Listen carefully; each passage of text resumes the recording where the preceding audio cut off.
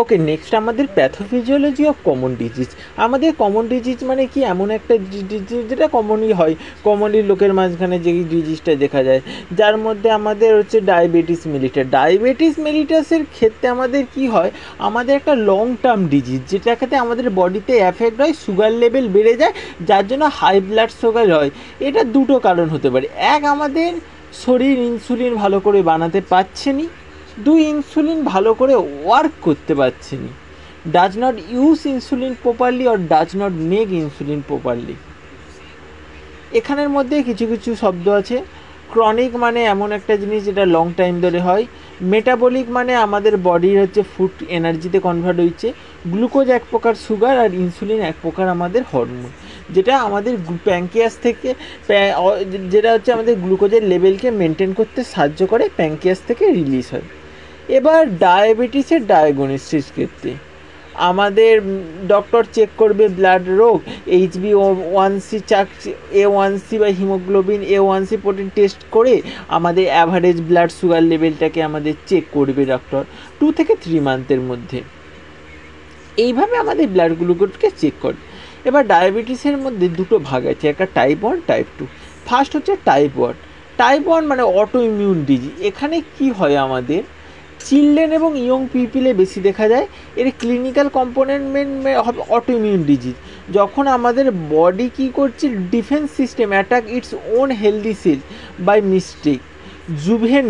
জুভেনেল মানে আমাদের related to children আর ইয়ং পিপল, মানে এদেরকে আমাদের নিজের সেলকে অ্যাটাক করে দিচ্ছে ইনসুলিন।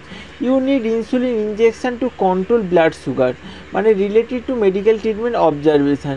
এক্ষেত্রে আমাদের ইনসুলিনের প্রোডাকশানই ভালো করে হয়নি, আমাদের potential association other auto immune ডিজিজের মতো। তাহলে আমাদের টাইপ 2টা কি? টাইপ 2টার ক্ষেত্রে বলছি আমাদের এটা মোস্টলি অ্যাডাল্টের হয়, আমাদের does not use insulin properly. এর ক্ষেত্রে কী হয়, many jeans, lifestyle factor, diet, exercise, এই সমস্ত কারণে টাইপ 2 ডায়াবেটিস দেখা দেয়। এটা মোর কমন, টাইপ 2টা বেশি দেখা যায় ফাস্ট ফুড, এক্সারসাইজ ভালো না করলে। এর ক্ষেত্রে কী হয়, ইনসুলিন আমাদের বাইন্ড হতে পারেনি, আমাদের polygenic caused by many genes, আমাদের বিভিন্ন অনেক জিন দ্বারা এই জিনিসটা হয়।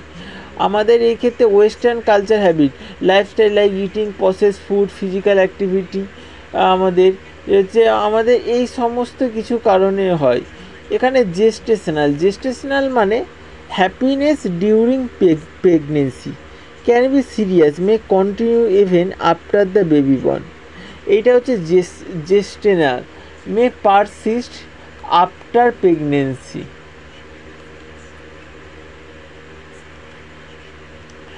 Gestation related to pregnancy aggressive clinical process এই ক্ষেত্রে হয়।